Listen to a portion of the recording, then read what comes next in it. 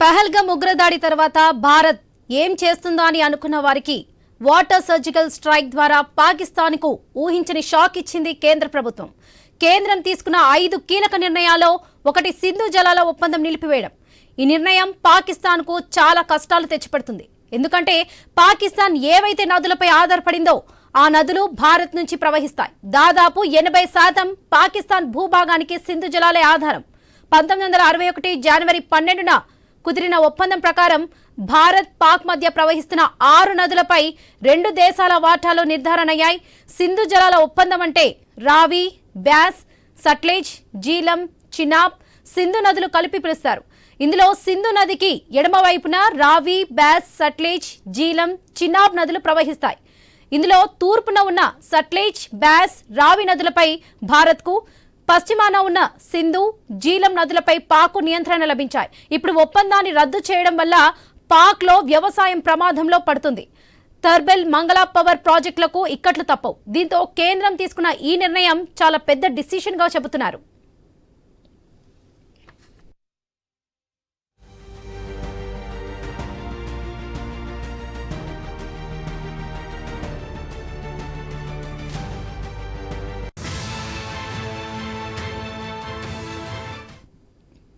మొత్తంగా సింధు జలాలో దిగువన ఉన్న పాకిస్తాన్ 80% జలాలను వాడుకుంటుండగా పైన ఉన్న ఇండియా మాత్రం కేవలం 20% జలాలనే వాడుకునేలా ఒప్పందం కుదుర్చుకున్నారు.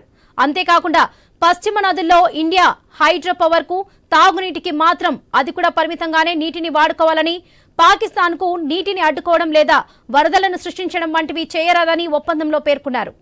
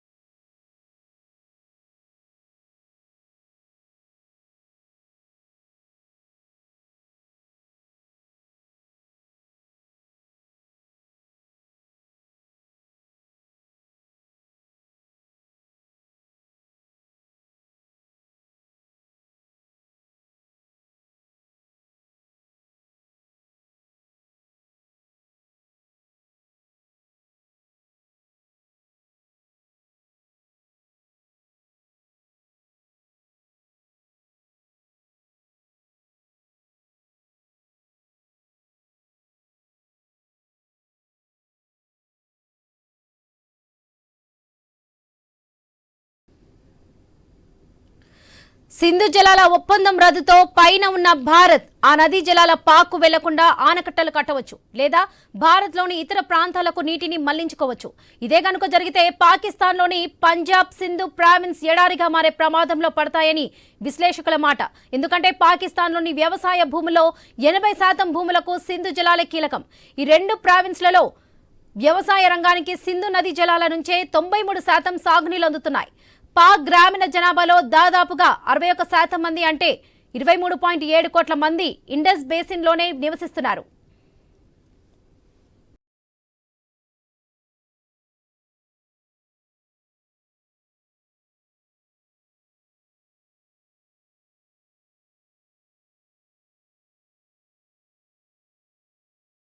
కరాచీ, లాహోర్, ముల్తాన్ వంటి ప్రధాన నగరాలకు సింధు నది వ్యవస్థ నుంచే తాగునీరు సరఫరా అవుతుంది. తర్బేలా, మంగ్లా వంటి హైడ్రో పవర్ ప్లాంట్లు కూడా పాక్ కరెంట్ సప్లైలో కీలక పాత్ర పోషిస్తున్నాయి. ఇండస్ బేసిన్లో పండే గోధుమలు, వడ్లు, చెరుకు, పత్తి వంటి పంటల ద్వారా ఇండస్ బేసిన్ పాత్రం నుంచే పాకిస్తాన్ జీడీపీకి 25% వాటా సమకూరుతుంది. అందుకే ఇండస్, జూలిం, చినాబ్ నదుల నుంచి నీటి ప్రవాహాలు తగ్గిపోతే పాక్లోని ఇండస్ బేసిన్ అంతా తీవ్రమైన నీటి కరువు ఏర్పడుతుంది. వ్యవసాయం సంక్షోభంలో పడుతుంది. కోట్లాది మందికి ఆహార భద్రత కరువు అవుతుంది. అనేక సిటీలకు నీటి సప్లై నిలిచిపోయి గందరగోళం తలెత్తుతుంది. ఇండ్లకు, ఇండస్ట్రీలకు కరెంటు సప్లైకి ఇబ్బందులు వస్తాయి. ఉపాధి పడిపోతుంది. నిరుద్యోగం, ధరలు విపరీతంగా పెరుగుతాయి. దీర్ఘకాలం నీటి ప్రవాహాలను అడ్డుకుంటే పంజాబ్, సింధు ప్రావిన్స్లు కాలక్రమంలో ఎడారులుగా మారుతున్నాయంటున్నారు విశ్లేషకులు. ఇక చివరకు ఇండస్ బేసిన్ నుంచి ఇతర ప్రాంతాలకు ప్రజలు వలసపోయే పరిస్థితులు వస్తాయని చెబుతున్నారు.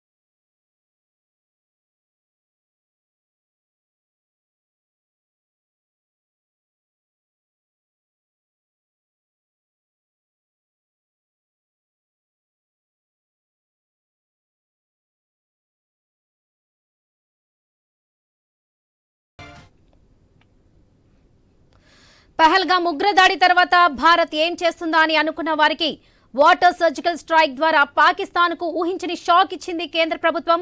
కేంద్రం తీసుకున్న 5 కీలక నిర్ణయాల్లో ఒకటి సింధు జలాల ఒప్పందం నిలిపివేయడం. ఈ నిర్ణయం పాకిస్తాన్ కు చాలా కష్టాలు తెచ్చిపెడుతుంది. ఎందుకంటే పాకిస్తాన్ ఏవైతే నదులపై ఆధారపడిందో ఆ నదులు భారత్ నుంచి ప్రవహిస్తాయి. దాదాపు 80% పాకిస్తాన్ భూభాగానికి సింధు జలాలే ఆధారం. 1961 జనవరి 12న కుదిరిన ఒప్పందం ప్రకారం భారత్ పాక్ మధ్య ప్రవహిస్తున్న 6 నదులపై 2 దేశాల వాటాలు నిర్ధారణయ్యాయి. సింధు జలాల ఒప్పందం అంటే రావి, బ్యాస్, సట్లెజ్, జీలం, చినాబ్, సింధు నదులు కలిపి పిలుస్తారు. ఇందులో సింధు నదికి ఎడమ వైపున రావి, బ్యాస్, సట్లెజ్, జీలం, చినాబ్ నదులు ప్రవహిస్తున్నాయి. ఇందులో తూర్పున ఉన్న సట్లెజ్, బ్యాస్, రావి నదులపై భారత్కు, పశ్చిమాన ఉన్న సింధు, జీలం నదులపై పాక్కు నియంత్రణ లభించాయి. ఇప్పుడు ఒప్పందాన్ని రద్దు చేయడం వల్ల పాక్లో వ్యవసాయం ప్రమాదంలో పడుతుంది. తర్బేల్, మంగళ పవర్ ప్రాజెక్టులకు ఇక్కట్లు తప్పవు. దీంతో కేంద్రం తీసుకున్న ఈ నిర్ణయం చాలా పెద్ద డెసిషన్ గా చెబుతున్నారు.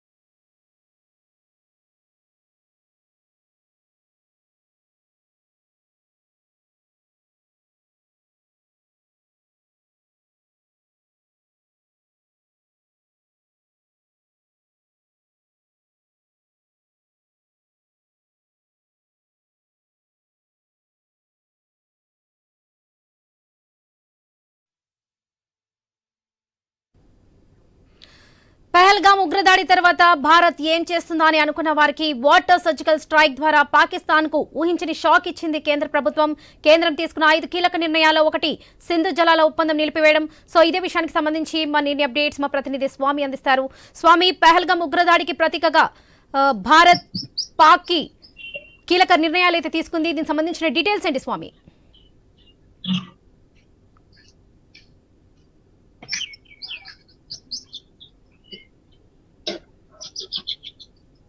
ఎస్ స్వామి చెప్పండి. పహల్గామ్ ఉగ్రదాడికి ప్రతీకగా భారత్ కీలక నిర్ణయాలు ప్రకటించింది. ఈ విధంగా సింధు జలాలను కూడా పాకిస్తాన్ కి నిలిపివేసినట్టుగా ప్రకటించింది. దీనికి సంబంధించిన డీటెయిల్స్ ఏంటి స్వామి? వరలక్ష్మి, పహల్గామ్ దాడి తర్వాత భారత ప్రభుత్వం ఏం చేస్తుందని చెప్పేసి కూడా అంతర్జాతీయంగా అంత ఎదురు చూస్తారు. ఒకవైపు గతంలో పుల్వామా అటాక్ తర్వాత పాకిస్తాన్ పైన సర్జికల్ స్ట్రైక్ చేసినటువంటి భారత ప్రభుత్వం, భారత ఆర్మీ ఈసారి భారత ప్రభుత్వం దీనికి సంబంధించి ఒకవైపు వాటర్ స్ట్రైక్ చేస్తుందని చెప్పేసి కూడా అంతా భావిస్తున్నారు. పెద్ద ఎత్తున కూడా సోషల్ మీడియాలో కావచ్చు, బయట కావచ్చు, ఖచ్చితంగా ఒకవైపు పహల్గామ్ అటాక్ కి భారత ప్రభుత్వం బదులుగా తీర్చుకోవాలని చెప్పేసి పెద్ద ఎత్తున కూడా భారత ప్రజల నుంచి కూడా కేంద్ర ప్రభుత్వానికి ఒకవైపు ఒత్తిడి పెరిగింది. దీంతో కేంద్ర ప్రభుత్వం ఇప్పటికే పాకిస్తాన్ కి ఇండియాకి మధ్య ఉన్నటువంటి దౌత్య సంబంధాలను పూర్తిగా కట్ చేసుకునే ప్రయత్నాలు కనబడుతుంది.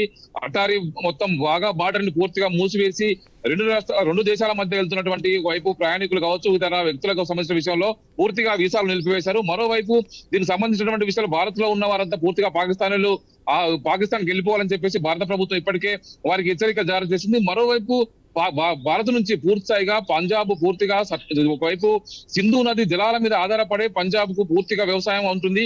ఈ సింధు నది జలాలకు సంబంధించినటువంటి భారత్ కు పాకిస్తాన్ మధ్య గతంలో ఒక ఉడంబడిక జరిగింది. ఆ ఉడంబడిక మేరకు ఇప్పటికే వారికి ఎలాంటి ఇబ్బంది లేకుండా వాటర్ అయితే పోతుంది.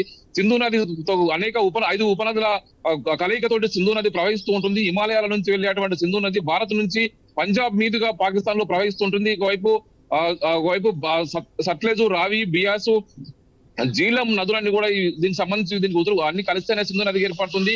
ఇందులో అనేక ఉపనదుల కలయికతోటి పాకిస్తాన్ లో లక్షలాది ఎకరాల పంటలు పండుతాయి. దీనికి సంబంధించినటువంటి ఒకవైపు నేరుగా యుద్ధం చేయకుండా భారత ప్రభుత్వం ఇప్పుడు వాటర్ స్ట్రైక్ పాకిస్తాన్ పైన ప్రయోగించింది.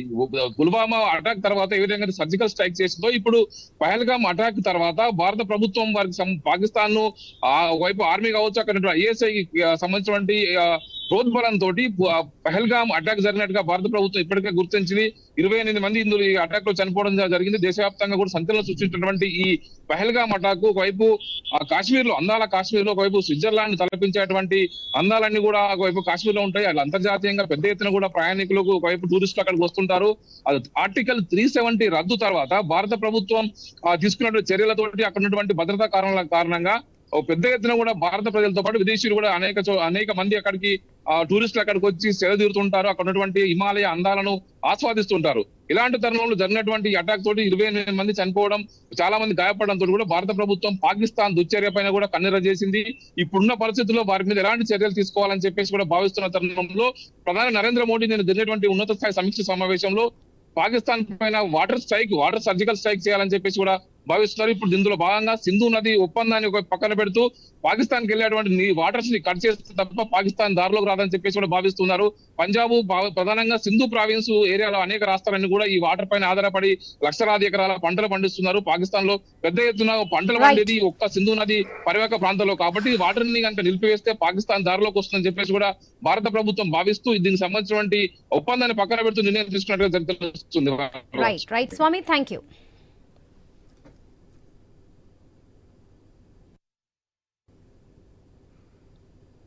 రైట్, ఇక పాకిస్తాన్ పై భారత్ వాటర్ సర్జికల్ స్ట్రైక్ అయితే విధించింది. ఇదే విషయానికి మనతో మాట్లాడడానికి ప్రముఖ అనలిసిస్ట్ అందె సత్యం గారు ఉన్నారు. సార్ నమస్తే అండి.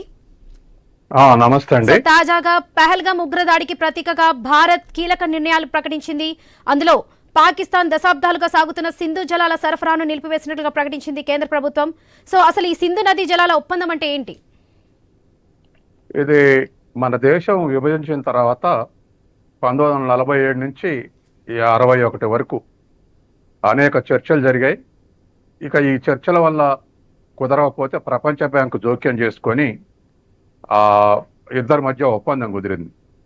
ఈ కుదిరిన దాంట్లో భౌతికంగా ఈ నదులన్నీ సింధు గాని మిగతా 5 ఉపనదులు కూడా మన దేశంలో కొన్ని చైనాలో పుట్టినాయి, కానీ కాశ్మీర్ ద్వారా ప్రవహిస్తూ పాకిస్తాన్ గుండా సముద్రంలో కలుస్తాయి, అరేబియా సముద్రంలో కలుస్తాయి. అయితే మన దేశంలో నేను చీనాబు నది చూసా. చీనాబు నది అటు దొడ ఇటు కిష్టువారు 2 జిల్లాల మధ్య 500 అడుగుల లోతు నుంచి ప్రవహిస్తుంటది.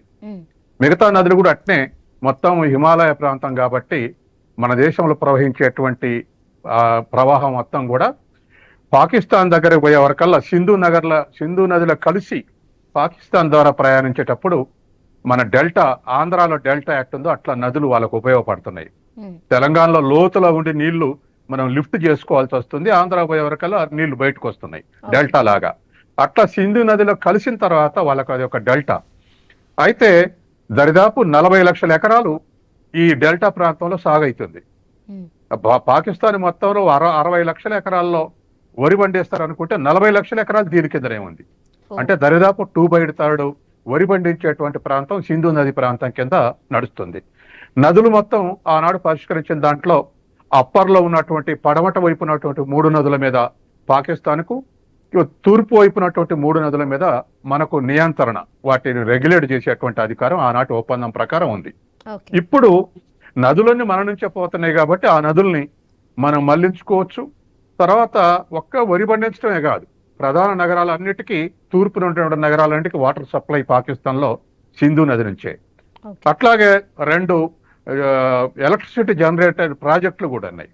ఇటువంటి ఇంపార్టెంట్ ఉన్నటువంటి దాంట్లో ఇవాళ సింధు జలాలని మేము బోని ఒప్పందాన్ని రద్దు చేసుకుంటామని ప్రకటించారంటే పాకిస్తాన్కి ఆర్థికంగా పెద్ద దెబ్బ. అంతేకాదు ఇంటర్నేషనల్ మార్కెట్ లో మనకన్నా తక్కువ ధరకు రైస్ సప్లై చేయగలుగుతుంది పాకిస్తాన్. అటువంటి అడ్వాంటేజ్ వచ్చిందంటే ఈ సింధు డెల్టా ప్రాంతమే అటువంటి అడ్వాంటేజ్ పాకిస్తాన్కి ఇచ్చింది. అయితే భారతదేశం మీద ఈ విధంగా ప్రయాణికులను కాల్చి చంపటం అనేటువంటిది ఏ దేశం లేదా ఏ పార్టీ ఏ సిద్ధాంతం కూడా సమర్థించదు. ఇది అసలే హ్యుమానిటీకి వ్యతిరేకంగా జరిగినటువంటి చర్య. దీన్ని గతంలో పుల్వామా కానీ గతంలో ఇంకా చాలా స్ట్రైక్ జరిగాయి. ఈ ఉగ్రవాదాన్ని పెంచి పోషించడంలో పాకిస్తాన్ కానీ ఆఫ్ఘనిస్తాన్ కానీ ఈ ఉగ్రవాద సంస్థలను పెంచి పోషిస్తున్నప్పుడు సుదీర్ఘంగా భారతదేశం యుద్ధం చేస్తుంది. అటువంటి పద్ధతులు వద్దని. కానీ ఇంటర్నేషనల్లో ఒక 50 ఏళ్ళు అమెరికా పాకిస్తాన్ని పావుగా వాడుకుంది. వాడు స్వాతంత్రం వచ్చిన దగ్గర నుంచి అలా నుంచి మొదలు పెడితే మొన్నటి ఇమ్రాన్ ఖాన్ ఎదురు తిరిగేంత వరకు ఇమ్రాన్ ఖాన్ ప్రధానమంత్రి ఎదురు తిరిగాడు. అమెరికా వల్లనే మాది ఇట్లా కొనారిల్లిపోయింది మా దేశం అని. అప్పుడు పాకిస్తాన్ మన ఇమ్రాన్ ఖాన్ 30 మంది పార్లమెంటు సభ్యులను లాగేసి ప్రభుత్వాన్ని గోలగొట్టి ఇప్పుడు ఉన్నటువంటి తైనా ప్రభుత్వం అమెరికా చేతుల్లో ఉండే ప్రభుత్వం ఏర్పాటు చేసుకుంది. ఇవాళ ఆ ఉగ్రవాద సంస్థలే శిక్షణ ఇచ్చినటువంటి ఉగ్రవాద సంస్థలవే ఇవాళ తాలిబాను పాకిస్తాన్కు మొగడై కూర్చుంది. పాకిస్తాన్ మీద దాడులు చేస్తుంది. పాకిస్తాన్ పెంచి పోషించినటువంటి ఉగ్రవాద సంస్థలే ఇవాళ పాకిస్తాన్ లో అనేక మంది రాజకీయ నాయకుల్ని అగ్రనేతల్ని చంపేసినాయి. ఇటువంటి ఉగ్రవాద సంస్థలే దరిదాపు ఇవాళ ఉగ్రవాద సంస్థలకు భయపడుకుంటూ పాకిస్తాన్ పరిపాలించే దశలో ఉంది.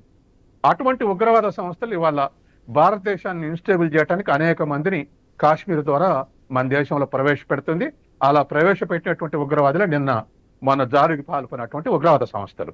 అయితే భారతదేశం సర్జికల్ స్ట్రైక్స్ ఇవే కాదు, ఇది ఒక భాగం. 3 భాగాలుగా దీన్ని డీల్ చేయాల్సినటువంటి అవసరం ఉంది. ఒకటి, మనం సర్జికల్ స్ట్రైక్ చేస్తున్నాం, వాటి మీద భయంకరమైనటువంటి దాడులు చేస్తున్నాం. అయినా ఇవాళ మళ్ళీ ఒక సంఘటన జరిగింది. ఇవి ఒక భాగం. రెండవ భాగం ఆర్థికంగా నష్టపెట్టడం, అంటే ఇవాళ నీళ్లు పోకుండా ఆపటం అనేటువంటిది రెండోది. మూడవది అంతర్జాతీయ సంస్థల ద్వారా ఒత్తిడి తీసుకురావటం, అంటే పాకిస్తాన్కి సహకరించేటువంటి వాటన్నిటిని కూడా బ్యాక్ చేయటం. ఇవాళ పాకిస్తాన్ కు గత 70 ఏళ్లుగా అమెరికా సపోర్ట్ చేసి అమెరికా చేతుల్లోనే ఆ ప్రభుత్వాలు నడిచినాయి.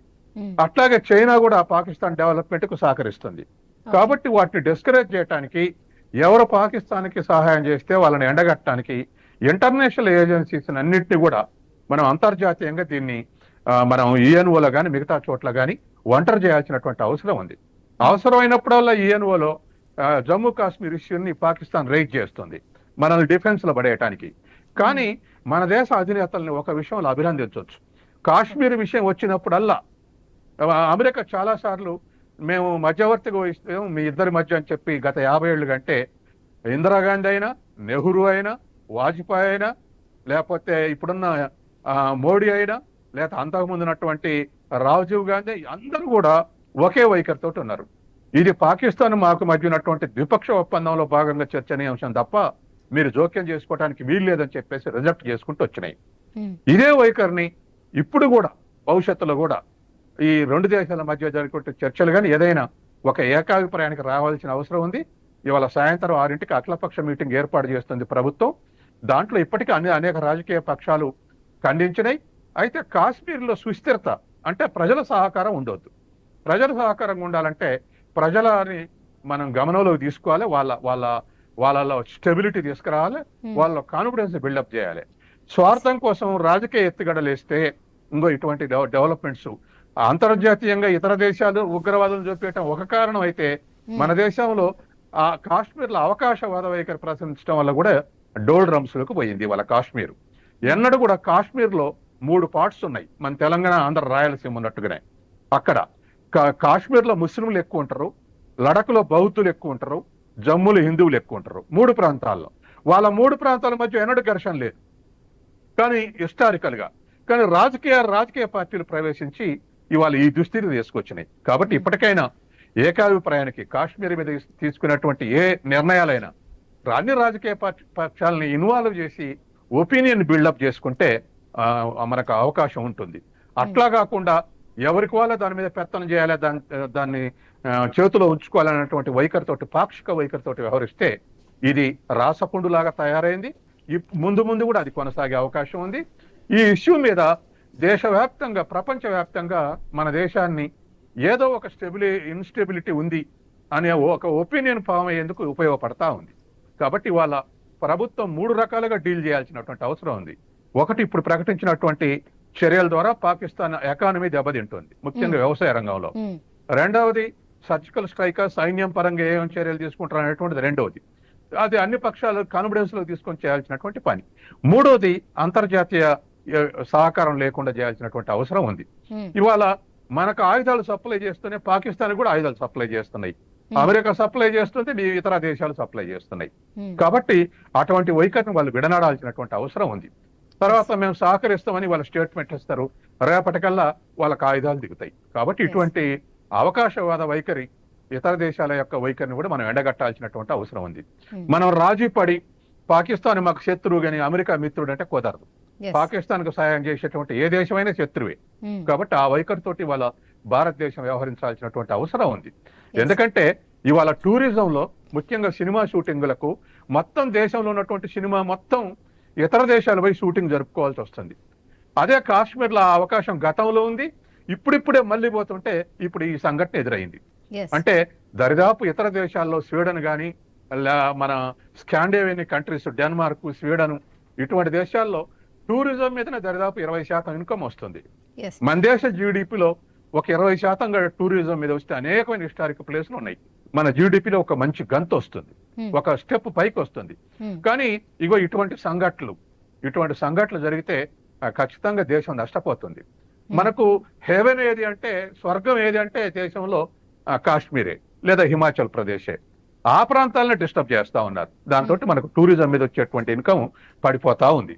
ఇప్పటికే ప్రపంచవ్యాప్తంగా ఇప్పటికే మన దేశం వచ్చేటువంటి వాళ్ళ సంఖ్య ఇంకా పెరగాలి. మీరు టూరిజం దెబ్బతింటే ఎట్టుంటుందో శ్రీలంక ఎకానమీ చూస్తున్నాగా. ఎల్టీటీ తోటి ఆ తర్వాత సమస్య పరిష్కారం అయినాక ఒక బాంబు పేలిస్తే దరిదాపు శ్రీలంక టూరిజం కొలాప్స్ అయింది. శ్రీలంకకు వచ్చే విదేశీ మారక ద్రవ్యం అంతా టూరిజం మీదనే. టూరిజం బంద్ కావటంతో వాళ్ళు సంక్షోభానికి లోనయ్యారు.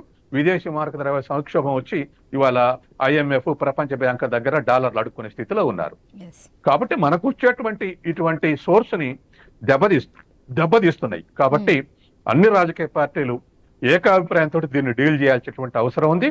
తర్వాత ఒక్కటే సరిపోదు, అన్ని రకాలుగా దీన్ని ఒంటరి చేయాల్సినటువంటి అవసరం ఉంది.